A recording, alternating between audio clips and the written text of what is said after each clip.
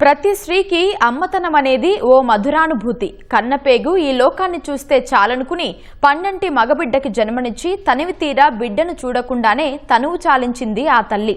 మాతృత్వం కోసం మహిళలు ఎలాంటి త్యాగానికైనా వెనుకాడరు అనే దానికి మార్కాపురం జిల్లాలో జరిగిన ఘటనే నిదర్శనం. అర్ధవీడు మండలం కాకర్ల గ్రామానికి చెందిన లీలమ్మ ఆశా కార్యకర్తగా పనిచేస్తున్నారు. పెళ్లైన చాలా కాలానికి గర్భం దాల్చడంతో కుటుంబ సభ్యులు ఎంతో సంతోషించారు. అంతలోనే పిడుగుపాటు లాంటి వార్త బయటపడింది. 3వ నెలలో వైద్య పరీక్షల సమయంలో ఆమెకు గుండెలో సమస్య ఉందని తేలింది.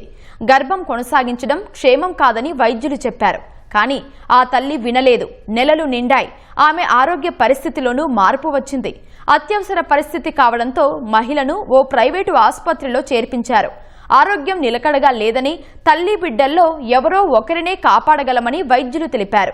బిడ్డే కావాలని ఆ తల్లి అనుకుంది. వైద్యులు సిజేరియన్ చేయగా పండంటి మగబిడ్డ జన్మించింది.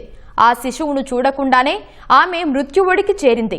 అటు పండంటి బిడ్డ, ఇటు విగత జీవిగా మారిన తల్లిని చూసి బంధువులు కన్నీరు మున్నీరుగా విలపించారు.